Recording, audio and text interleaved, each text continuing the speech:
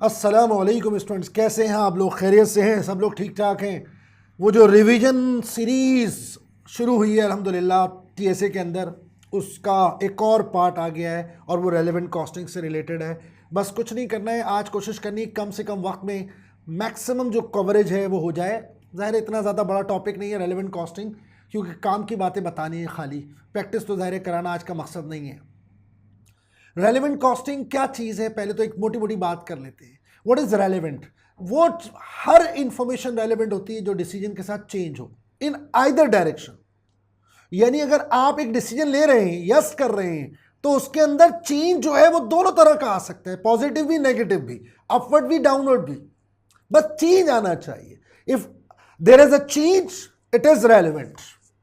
हो सकता है आपके किसी डिसीजन से कोई चीज़ बढ़ रही है, हो सकता है आपके डिसीजन से कोई चीज़ कम हो रही हो, अगर उसमें चेंज आ रहा है वो रेलेवेंट है, और अगर उसमें चेंज नहीं आ रहा तो वो इररेलेवेंट। ये मोटी मोटी बात कर रहा हूं सिर्फ। रेलेवेंट जो होता है उसके लिए कहा जाता है कि यार क्या करें, तो तीन मैं हमेशा कोशिश करता हूं बिल्कुल मिनिमाइज करके, what is relevant, what is not relevant. तो याद रखें, हमेशा याद रखें, जो फ्यूचर ट्रांजैक्शंस होती हैं रेलेवेंट वही होती है। रेलेवेंस का ताल्लुक फ्यूचर से है, जो फ्यूचर में होगा वो रेलेवेंट है, जो गुजर गया वो रेलेवेंट नहीं हो सकता, जो पास था वो रेलेवेंट नहीं हो सकता, जो हो चुका अब उसमें कोई तब्दीली नहीं ला सकते वो रेलेवेंट नहीं है। मैं अक्सर पढ़ाते हुए एक बात कहता हूं, one is problem, the other is solution. Problem is past, solution is future. Relevant is all about solution. We are discussing solution rather than problem. तो फोकस किस पे होना चाहिए? फ्यूचर ट्रांजैक्शंस के ऊपर, रादर देन पास्ट। जो गुजर गया उसका अब कुछ नहीं हो सकता। आपने इंटर कर लिया, जैसा भी किया, अच्छा किया बुरा किया, डजंट मैटर। अब उसके बाद क्या करना है वो आप देखिए, वो कौन कौन से फैक्टर हैं जो चेंज होंगे। जो गुजर गया वो इररेलेवेंट है। इवन सलमान खान भी इररेलेवेंट है। सर ये सलमान खान कहाँ से आ गया? वो एक मूवी में उसने कहा था कि एक दफ़ा जो मैं खुद से कमिटमेंट कर लूँ तो मैं अपनी भी नहीं, कुछ इस तरह का जुमला था भैया। That is called commitment. Even committed costs, अगर कोई चीज कमिटमेंट हुई भी है वो भी इररेलेवेंट है। If you have committed yourself वो भी इररेलेवेंट है। इसका मतलब आप चेंज नहीं कर सकते। तो सादा लफ्जों में जो चीज चेंज नहीं हो सकती, आपके हाथ में नहीं है, उसको डिस्कस ना करें जनाबे वाला। Depreciation of old assets, feasibility report जो बन चुकी है, इज दैट क्लियर? हमारे पास जो स्टॉक हम ऑलरेडी खरीद चुके हैं, खत्म। वो कितने का खरीदा छोड़ो, it is irrelevant. Is that clear? बहरहाल ये आपको मैंने बताया है। अब आप देखें इधर दूसरी चीज, इंक्रीमेंटल कैश फ्लोज। चेंज आना चाहिए कैश फ्लोज के अंदर। Change incremental cash flows. क्या मतलब? For example factory manager salary या फैक्ट्री सुपरवाइजर सैलरी, वो हम उसको दे रहे हैं। हमारी नई जो प्रोजेक्ट आएगा, नया प्रोडक्ट आएगी, उस पर जो है ना हमारे भाई साहब सुपरवाइजर साहब अपने वक्त का 10, 20, 15% टाइम देंगे। क्या उसको एक्स्ट्रा सैलरी दे रहे हैं? Answer is no, irrelevant. उसको हम कल भी सैलरी दे रहे थे, आज भी सैलरी दे रहे हैं। उसको हम कल भी सैलरी दे रहे थे, आज भी सैलरी दे रहे हैं, सेम अमाउंट दे रहे हैं, इररेलेवेंट। कल भी भुट्टो जिंदा था, आज भी भुट्टो जिंदा है, इररेलेवेंट। सही है? ऐसी तफरी में बोला है इसको, जो हमारे, इसको बुरा ना मानिएगा। अच्छा जी, तो इररेलेवेंट हो गया जनाब। फिर आपके पास इंक्रीमेंटल कैश फ्लोज के लिए जरूरी है कि चेंज आए। अगर आप उस सुपरवाइजर को एक्स्ट्रा सैलरी दे रहे हैं, ओवर टाइम दे रहे हैं, वो रेलेवेंट है। ये आप सब पढ़ चुके हैं, मैं जस्ट रिकॉल करवा रहा हूं। और अपॉर्चुनिटी कॉस्ट जो है वो आप जानते हैं कि जो आप अपॉर्चुनिटी लूज कर रहे हैं। अगर आप एक प्रोडक्ट लॉन्च करेंगे और एक जगह आपके पास ऑलरेडी किराए पे दी हुई है, तो वो आपको वो किराए से वहां से हटानी पड़ेगी, वैकेंट करनी पड़ेगी। अब वो जो रेंट आ रहा था वो नहीं आएगा। वो जो रेंट अब नहीं आ रहा, दैट इज अपॉर्चुनिटी लॉस। क्योंकि अकाउंटिंग ये कहती है, सादा लफ्जों में बता रहा हूं, बिल्कुल सादा लफ्जों में, बाहर वालों, एक्सटर्नल जो हम बाहर वालों को पैसा दे रहे हैं और बाहर वालों से पैसा ले रहे हैं, वो रेलेवेंट है, वो रेवेन्यूज है, वो एक्सपेंस है, वो आपकी पीएनएल में शो होती है। ये जो हमारी इंटरनल रेवेन्यूज होती है, इंटरनल एक्सपेंस होते हैं, इंप्लिसिट रेवेन्यूज होती है, इंप्लिसिट एक्सपेंस है, उसको हम कंसीडर नहीं करते, लेकिन रेलिवेंट कॉस्टिंग कहती है आप उसको कंसीडर करें। यानी वो रेंट जो आ रहा था अब नहीं आ रहा, दैट इज अ कॉस्ट। इसी तरह अगर आपने बैंक में पैसे रखे हुए थे, वहां से विड्रॉ कर लिए और आपने इस प्रोडक्ट पे लगा दिए, वहां से अब जो इंटरेस्ट नहीं आ रहा, दैट इज रेलिवेंट। तो सादा लफ्जों में अगर बहुत ही सादा करके बताऊं, व्हाट इज रेलिवेंट, तो कॉस्ट क्या है? पैसे का जाना और आते हुए पैसे का रुक जाना। पैसे का जाना और आते हुए पैसे का रुक जाना। What is revenue? पैसे का आना और जाते हुए पैसे का रुक जाना। ये छोटी सी डेफिनेशन अगर आप बना लें, कोशिश करनी चाहिए चीज़ों को सादा रखें। मैं सादा करके बता रहा हूं, अब आप उसके अंदर सोफिस्टिकेशन डाल दें, इंग्लिश डाल दें, उर्दू डाल दें, फारसी डाल दें, इट्स अप टू यू। मेरा काम था उसको सिंप्लीफाई करके बता देना। ये छोटी सी आपकी रेलेवेंस है, वो मैंने आपको बता दी है, रेलेवेंस। अब ओवरऑल ये तो एक जनरल बात हुई, रेलेवेंस होती क्या है। अब जरा जल्दी से समअप करते हैं। 3 मेजर कैटेगरीज हैं जहां रेलेवेंस या रेलेवेंट कॉस्टिंग को हमें अप्लाई करना होता है। One is material, the other is labour and third one is overheads. Material पे जाने से पहले मैं चंद टर्म्स चाहता हूं आपको रिकॉल कराऊं। एक होती है हमारी कॉस्ट, हिस्टोरिकल कॉस्ट। जब ये मटीरियल हमने खरीदा था तो कितने का खरीदा था? अभी थोड़ी देर पहले बात हुई, पास्ट इज इररेलेवेंट। तो रॉ मटेरियल के लिए एक बात तो अपने दिमाग में बैठा लें, जो मटेरियल हमारे पास ऑलरेडी पड़ा है और वो हमने कितने का खरीदा था, वो हमारे लिए इररेलेवेंट है। इररेलेवेंट है क्योंकि इट्स पास्ट, वो हम खरीद चुके हैं, अब कुछ नहीं हो सकता। बात करनी है तो वो करो जो उसका हल है, जो उसका फ्यूचर है। अब जो मटेरियल हमने खरीद लिया, कितने का लिया, छोड़ो, ये बताओ इसका हल क्या है। इसको बेचें, इसको कहीं और इस्तेमाल करें, इसको फेंक दें, क्या करें, इसको आग लगा दें, जो भी है आगे का बताओ। कितने का खरीदा था, छोड़ दें इसको। इसका मतलब है एक इंपॉर्टेंट, बड़ी इंपॉर्टेंट चीज बता रहा हूं, और वो क्या है, जो मटेरियल से रिलेटेड 3-4 टर्म्स हैं, उनमें से सबसे पहले याद रखिएगा the historical cost, original cost of purchase. जो मटेरियल हम ऑलरेडी खरीद चुके हैं, कितने का खरीदा था, वो कॉस्ट सदा की फारिग है, सदा की फारिग है। बड़ा सा क्रॉस मार दें उसके ऊपर, वो कभी काम नहीं आएगी। फिर इसके अलावा एक टर्म होती है मार्केट प्राइस, मार्केट वैल्यू, यानी replacement price, replacement price, replacement price. अब अगर बाहर जाएंगे तो कितने का ये मटेरियल मिलेगा।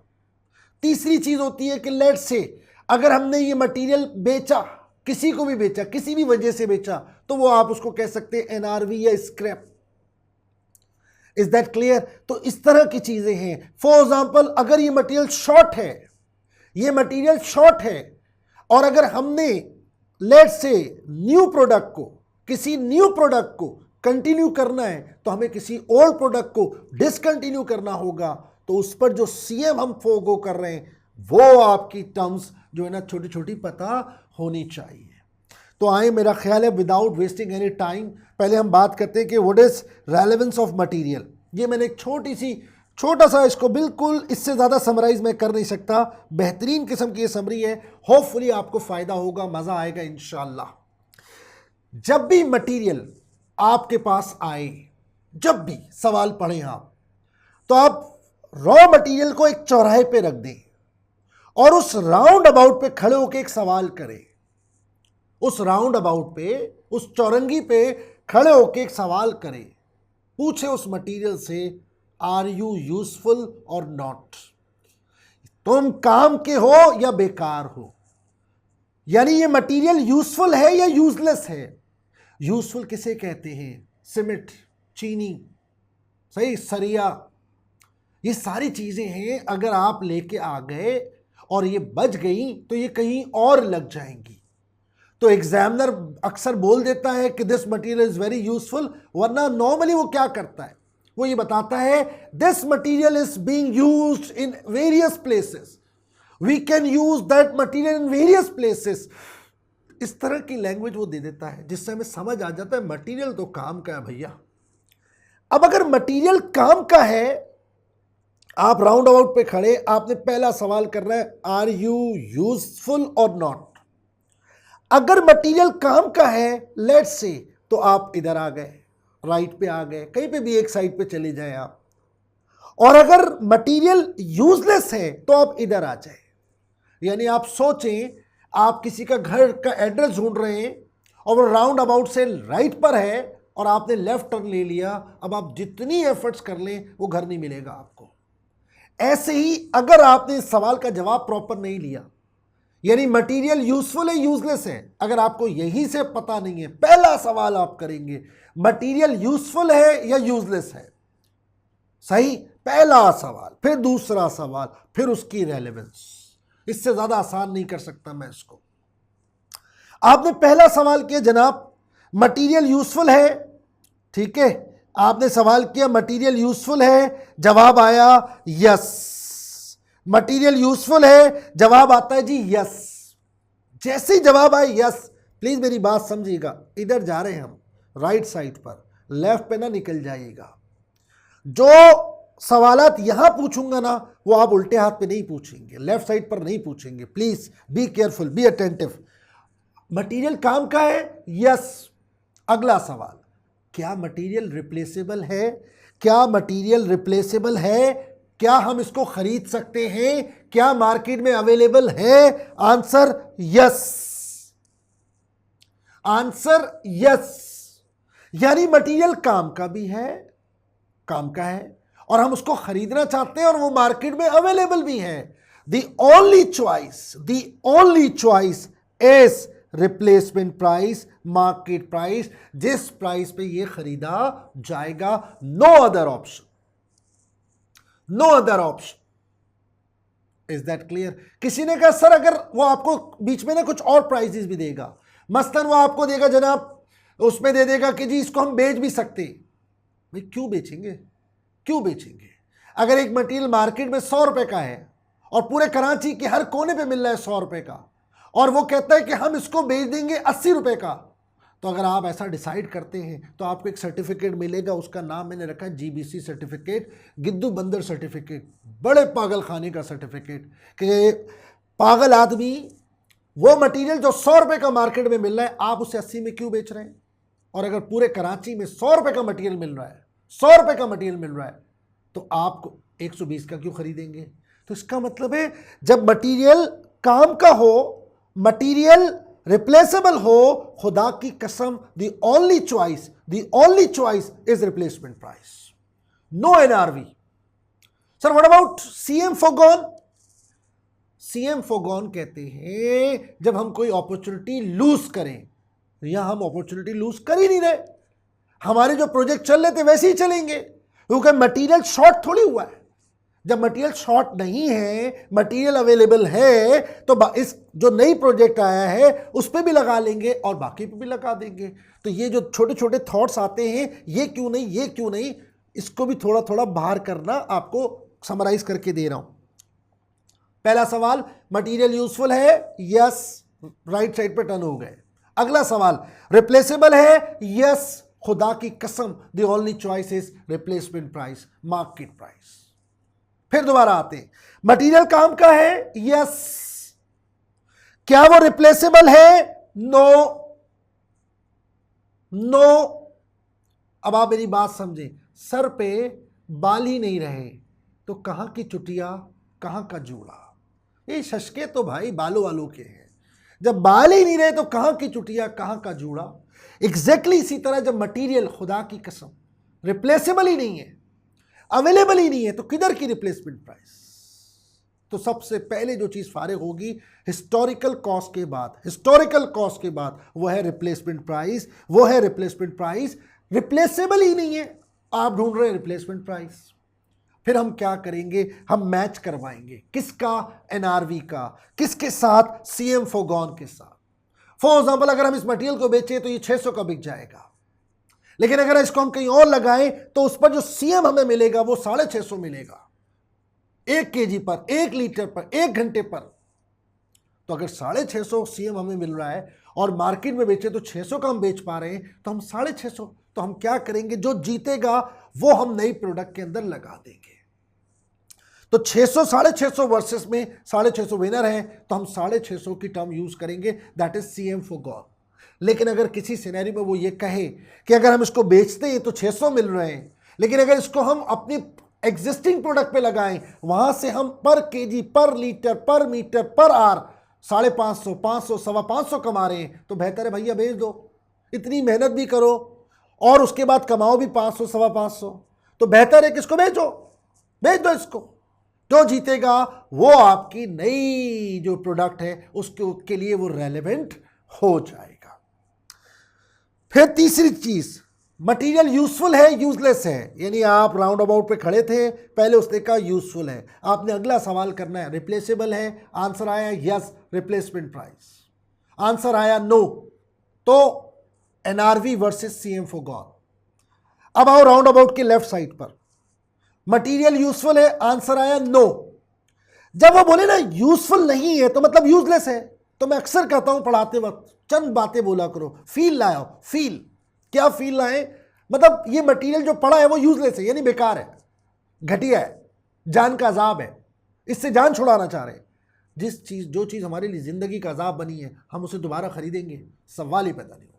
इसका मतलब है रिप्लेसमेंट प्राइस फारिग, कॉस्ट सदा की फारिग। फिर करेंगे क्या? तीन ऑप्शन। पहली कोशिश ये होगी हम इसको कहीं ना कहीं फिट करें किसी हमारे एग्जिस्टिंग प्रोडक्ट में, जो ऑलरेडी कोई मटेरियल लग रहा है उसकी जगह इसको लगा दें। एक ऑप्शन ये है कि यार कहीं इसको फिट कर दे, तो उसको हम कहते हैं ऑल्टरनेट यूज, उससे जो नेट बेनिफिट मिल रहा है वो अवेल करने की कोशिश करें। यानी कोई बोले यार अगर हम इसको किसी और जगह लगाते हैं तो वहां से आपको इससे 9 रुपए बच जाएंगे, और अगर इसको मार्केट में बेचते हैं तो 7 रुपए, 6 रुपए, 5 रुपए, 4 रुपए, 3 रुपए में बिकेगा, तो ठीक है जी ऑल्टरनेटिवली यूज कर लो। पहली कोशिश ये होनी चाहिए कि इसको हम कहीं ऑल्टरनेट यूज कर लें, पहली कोशिश। लेकिन अगर वो कहते हैं नहीं हमारे पास कोई ऑल्टरनेट नहीं, अक्सर लिखा हुआ आ रहा होता है this material can be use only in this product otherwise there is no use, मतलब फेंकना पड़ेगा। अब जब फेंकेंगे तो जाहिर है कुछ ना कुछ पैसे आएंगे, वो पैसे जो है वो that is called scrap value, जो भी आ रही है, जाहिर है एटलीस्ट ये तो करोगे ना यार। यानी आपके पास मटेरियल बेकार हो गया, पड़ा हुआ है, अब उसको ठिकाने लगाना है। कितने का लिया था छोड़ो यार, हमने वो मटेरियल लिया था 1 लाख का, दफा करो, 1 लाख का लिया था। ये बताओ सोल्यूशन क्या है? सर अगर इसको हम कहीं और यूज करें तो वहां से हम लेट से 80,000 रुपए सेव कर सकते हैं, वो मटेरियल हम परचेजिंग नहीं करेंगे, उस तरह से सेव हो जाएगा, लगा दो। दूसरा ऑप्शन, सर नहीं लग पा रहा कहीं, बेच दो। और कभी कभी तो इतनी कोई बैड लक हो जाती है कि मटेरियल का बेड़ा गर्क हो जाता है और आप उसको ठिकाने लगाने जाते हैं तो उल्टा पैसे आने के बजाय जेब से चले जाते हैं, जेब से जाते हैं, that is called disposal cost. जाहिर है अब जो भी है, चीज पड़ी है, उसको देख रहे हैं, वो सड़ गई है, उसमें से बदबू आ रही है, उसको निकालने में खर्चा आएगा, जो भी है भाई अब तो हो गया ना, अब ये हटेगी तो नई चीज आएगी ना। ये 3 ऑप्शन होते हैं जब वो कहता है मटेरियल यूजलेस है, तो प्लीज राउंड अबाउट से जो टर्न लेना वो बड़ा मुनासिब है। मैंने देखा है ज़्यादातर स्टूडेंट यही मार खाते हैं, वो बोल रहा है यूजफुल है, आप ऑप्शन ढूंढ रहे हैं यूजलेस वाले, वो बोल रहा है यूजलेस है, आप ऑप्शन बोल रहे हैं सर रिप्लेसेबल भी तो है। अरे भाई तेरे लिए तो बेकार है ना यार, दुनिया के लिए बड़े काम की चीज़ है बट तुम्हारे लिए तो बेकार है ना, इग्नोर इट। तो ये है रेलेवेंस की summary of relevance of material की समरी। कोशिश करें इसको गौर से सुने और फिर आईकैप के जितने सवाल हैं उसको इस हिसाब से अप्लाई करें। कुछ बातें इसको समझ के इंशाल्लाह वहाँ मिलेंगी और कुछ वहाँ से प्रैक्टिस करके वापस इसको सुनेंगे तो आपको मज़ा आएगा इंशाल्लाह। होपफुली ये आपको समझ आ गया होगा। फिर आता है लेबर, रेलेवेंस ऑफ लेबर। ये आसान है कंपैरेटिवली मटेरियल के, बहुत आसान है। लेबर में क्या सवाल करना है, लेबर क्या रेलेवेंट होती है यार। सबसे पहला सवाल लेबर का, सबसे पहला सवाल स्पेयर है यानी फारिग है या बिजी है। तो मैंने सादा सवाल पूछा है, हाँ भाई लेबर फारिग है, आंसर आता है yes. Are you free, answer is yes. यानी लेबर मेरी क्या है, फारिग है, और ऐसी फारिग है अल्लाह माफ करे लूडो खेल रही है, सांप सीढ़ी खेल रही है। बहन की शादी होने वाली है, डांडिया की प्रैक्टिस कर रही है, सही है, कार्ड्स खेल रही है। पूछा भाई ये जो खेल रहे लोग क्यों खेल रहे हैं? सर क्या करें, फारिग है, अब 9 से 5 का टाइम है, आपने जो है ना 9 से 3 काम है, 2 घंटे काम नहीं, हम इसको कैसे रोक सकते हैं? वी आर बाउंड टू पे, वी आर बाउंड टू पे, लिहाजा हमें तो इनको अमाउंट देना ही देना है। तो ये तो फारिग बैठे हुए हैं, लूडो खेल ले, सांप सीढ़ी खेलने दें। अब अचानक एक ऑर्डर आ जाता है, तो ये लोग जो लूडो सांप सीढ़ी में बिजी थे, इनको आप बिजी रियल में बिजी कर देंगे उस जॉब के साथ। अब सवाल ही पैदा होता है, व्हाट इज द रेलेवेंस? अब पहला सवाल, क्या नए ऑर्डर के आने से पहले आप इनको एक अमाउंट दे रहे थे? जी। अब क्या देंगे नए ऑर्डर के बाद? वही सेम अमाउंट। इसका मतलब है कल भी भुट्टो जिंदा था, आज भी भुट्टो जिंदा है, इररेलेवेंट। यानी आप कल भी 100 दे रहे थे, आज भी 100 दे रहे, इररेलेवेंट। तो जब लेबर फारिग होती है, लेबर फारिग है, आइडल है, स्पेयर है, और हम उनको कोई एक्स्ट्रा अमाउंट नहीं दे रहे, तो फिर आप कोई अमाउंट उस नई ऑफर पे चार्ज नहीं करते। ज़ाहिर डिटेल आपने क्लास में पढ़ी होती है, तो आपको पता होता है क्यों, रीज़न। मैं उसको सिर्फ समराइज करके दे रहा हूं जनाब। लेकिन अगर सपोज आपकी कोई डील हुई हुई है लेबर यूनियन के साथ, और आपने ये कहा हुआ है नाजरीन, आपने ये कहा हुआ है कि लेट से हम लेबर को पे करेंगे 80%, फरागत में बोला हुआ है 80% पे करेंगे यार। Is that clear? इसका मतलब है अगर 80% राउंड कर देते हैं 80 रुपए सपोज, तो अगर आप 80% पे करेंगे तो इसका मतलब है 80 तो कल भी दे रहे थे, आज भी दे रहे हैं, इररेलेवेंट। अगर बिजी कर दिए तो 100 देंगे, इसका मतलब है जो 20% है सिर्फ वो रेलेवेंट हो जाता है, बस 20% जो है वो आपका रेलेवेंट हो जाता है। तो पहला सवाल लेबर से आप करते हैं, स्पेयर है या बिजी है? सर ये स्पेयर है, yes, they are free, they are playing ludo, सांप सीढ़ी, 98 पे गया, ओए होए फिर 5 पे आ गया, इस टाइप की चीजें चल रही है, माशाल्लाह फुल चिल माहौल चल रहा है। अब ऐसी लेबर को आपने इंगेज कर दिया, जनाब किधर आ जाए जी, आ जाए प्रोडक्शन पे आ जाए। अब आपने जो है ना इसको किस तरह डील करना है? Normally in case of silence, अगर फारिग लेबर को आप बिजी करेंगे, 1 रुपया चार्ज नहीं करेंगे उस जॉब को फॉर द रेलेवेंस। दूसरा सवाल, हाँ भाई लेबर फारिग है, अगेन वही राउंड अबाउट है, वो कह रहा है फारिग है, आप सोच रहे बिजी है, वो कह रहा है बिजी है, आप सोच रहे फारिग है, तो गेम तो गलत हो जाएगा ना यार। तो बस पहला सवाल बड़ा रेलेवेंट होना चाहिए, बड़ा पर्टिनेंट होना चाहिए, और बहुत सुकून से आपने उसको हैंडल करना होता है। सेकंड क्वेश्चन, लेबर फारिग है, answer no sir, they are busy, they are busy, they are busy जनाब, ठीक है भाई, दे आर बिजी, ओके। क्या लेबर फारिग है? आंसर आता है जी नहीं। फिर अगला सवाल पूछें, क्या वो अवेलेबल है? क्या वो आ सकती है, मिल सकती है? अगर मेरी लेबर बिजी है, मेरी ऑलरेडी मुख्तलिफ जो प्रोडक्ट चल रही है उस पर, तो क्या हम मजीद इस नए प्रोडक्ट के लिए, नए प्रोजेक्ट के लिए बाहर से लेबर हायर कर सकते हैं? आंसर यस, कर सकते हैं, यस कर सकते हैं। तो फिर क्या चार्ज करेंगे? जो उसको देंगे, खत्म। फॉर एग्जाम्पल मेरे पास जो लेबर बिजी है वो 100 रुपये चार्ज कर रही है, लेकिन नई ऑफर जो आई है, नया ऑर्डर जो आया है, उसके लिए अगर मैं बाहर से लेबर लाता हूं, वो कहती है हम तो 120 रुपये लेंगे, तो मैं नए ऑर्डर से कहूंगा मैं 120 रुपये आपको चार्ज करूंगा, मैं आपको 120 रुपये चार्ज करूंगा, दैट्स इट। दूसरा, लेबर फारिग है? नहीं सर बिजी है। क्या वो अवेलेबल है? नहीं सर अवेलेबल भी नहीं है। ओए होए, शॉर्टेज आ गई नाजरीन, शॉर्टेज आ गई, लेबर अवेलेबल ही नहीं है। फिर क्या होगा? इस नई ऑफर का क्या करें? सर पुरानी ऑफर छोड़नी पड़ेगी, पुरानी ऑफर छोड़नी पड़ेगी। जो हमारी कोई ना कोई एक एग्जिस्टिंग प्रोडक्ट है उसको डिसकंटिन्यू करना पड़ेगा। ठीक है, एक काम करो, फटाफट जाओ उस प्रोडक्ट के पास, पुरानी प्रोडक्ट के पास, और उसका सीएम लेके आओ पर आर, पर आर, पर आर, नॉट पर यूनिट, पर आर। सर ये है इसका सीएम पर आर, ठीक है, ओके फाइन।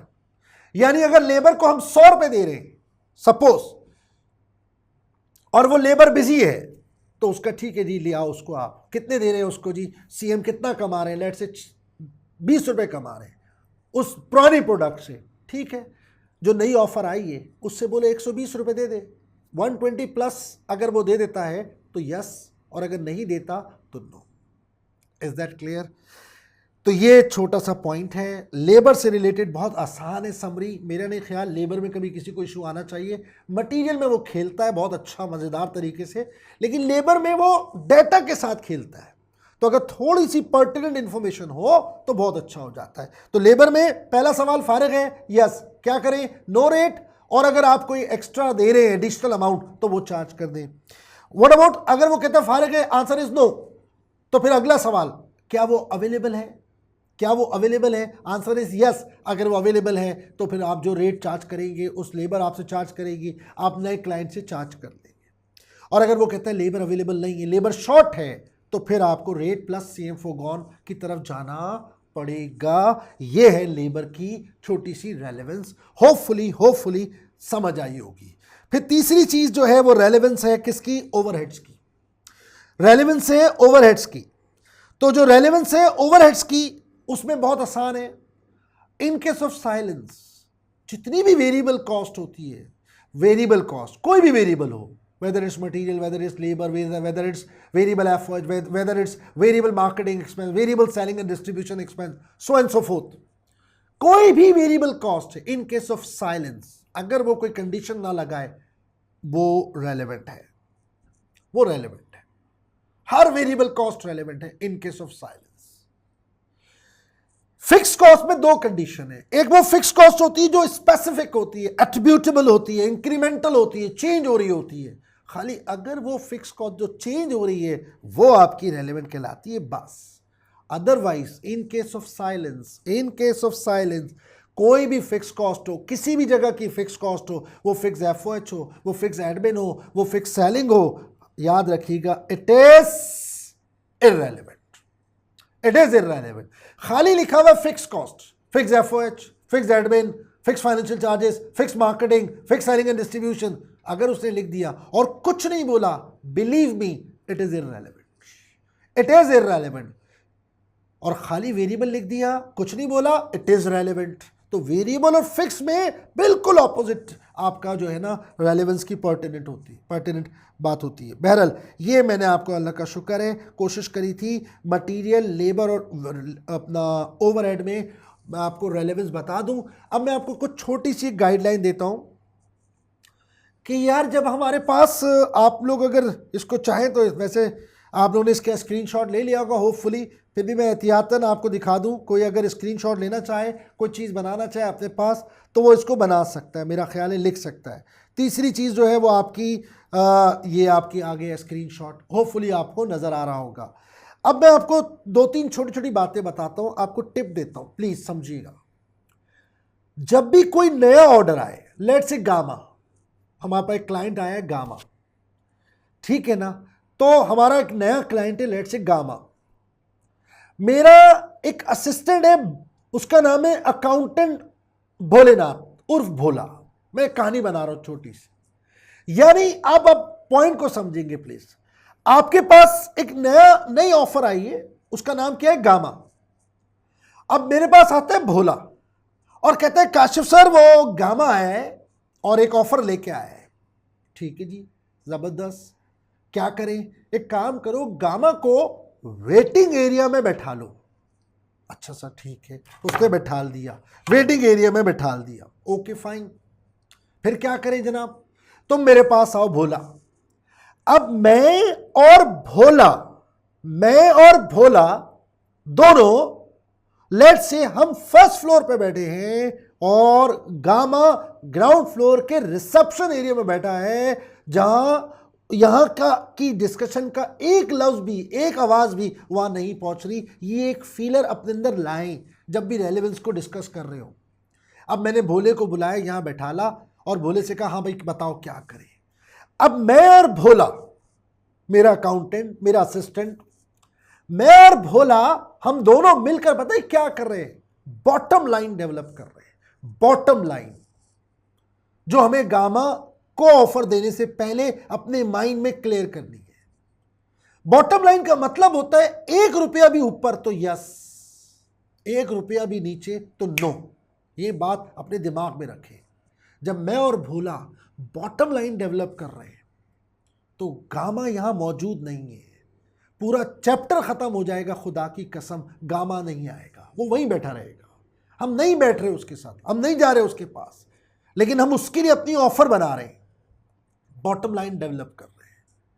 फिर जब बॉटम लाइन हमें मिल जाएगी ना कि यार ये हमारी मिनिमम कॉस्ट है, इससे नीचे तो हम सवाल ही पैदा नहीं होते कोई किसी ऑफर को एक्सेप्ट कर ले, फिर हम गामा के साथ बैठेंगे, उससे बात करेंगे। लेट्स से अगर हमारी बॉटम लाइन आ रही है 1 लाख पूरे प्रोजेक्ट की, पूरे ऑर्डर की, या 1 मिलियन, कुछ भी ले लो। अब हम गामा के साथ हो सकता है शुरुआत करें 2 मिलियन से, 3 मिलियन से, 4 मिलियन से, लेकिन हमें पता है 1 मिलियन से नीचे नहीं जाएंगे। 1 मिलियन से 1 रुपये भी ऊपर देगा यस कर देंगे बाय प्रिंसिपल, और अगर वो 1 रुपये भी कम देगा बोलेंगे उठो उठो, और ये रास्ता तुम्हारे घर की तरफ जाता, उठो निकलो यहां से, नहीं देना तुम्हें कुछ भी। बिल्कुल स्ट्रेट फॉरवर्ड हमारा आंसर होगा। तो ये छोटी सी अगर आप हल्की सी अजम्पशन अपने दिमाग में बैठा लें तो रेलेवेंस को हैंडल करना मेरे हिसाब से अच्छा हो जाता है। क्या जो नई ऑफर है वो वहाँ बाहर बैठी है, वो हमारा वेट कर रही है, वो यहाँ मौजूद नहीं है गामा। मैं और भोला यानी मेरा असिस्टेंट हम बैठ के बॉटम लाइन डेवलप कर रहे हैं, और जब हम बॉटम लाइन डेवलप करेंगे एक दूसरे के साथ हम झूठ तो बोलेंगे नहीं। तो जो रियल फैक्ट है कि एक मटेरियल पड़ा है, लिया था लाख का, बट उसकी औकात 20,000 है, तो हम 20,000 दिखाएंगे अपने लिए, सिर्फ अपने लिए, कि हमारी बॉटम लाइन आ किधर रही है। लेबर को हम कुछ पे नहीं कर रहे तो हम कुछ नहीं दिखाएंगे। हालांकि अजीब सा लगता है कि भाई हम क्यों बताएं गामा को, हम गामा को नहीं बता रहे, हम गामा को नहीं बता रहे, हम अपनी सेटिस्फेक्शन के लिए एक बॉटम लाइन डेवलप कर रहे हैं। एक दफ़ा वो बॉटम लाइन बिल्ड हो गई, डेवलप हो गई, फिर हम वो कम्युनिकेट करेंगे, हम बैठेंगे उसके साथ, गामा के साथ, नई ऑर्डर के साथ, नई ऑफर के साथ। और मैंने कहा ना, अगर मेरी बॉटम लाइन आई है सब कुछ सारी बिल्कुल लोएस्ट पे जाके 1 मिलियन, हो सकता है मैं गामा के साथ बैठूं और मैं उसके साथ कसमें भी खाऊं कि हमारी कॉस्ट ही 5 मिलियन आ रही है, 4 मिलियन आ रही है, 3 मिलियन आ रही है, और हो सकता है वो 1.25, 1.5, 2 मिलियन, 2.5 पर लॉक कर दे, ठीक है fine, but 1 million is the bottom line, that's it. बहरहाल होपफुली आपको ये जो मुझे ध्यान में आया, मैंने कोशिश करी है कि यार किसी तरह से रेलेवेंस को समराइज करके आप तक पहुंचा दूं, मोटी मोटी सारी कार की। इसको सुने और फौरन जो है ना अपने पास पेपर के सवाल करने की कोशिश करें। उम्मीद है ये वीडियो आपको रिवीजन में बहुत हेल्प करेगी। Thank you very much again, wish you best of luck, अल्लाह हाफिज़।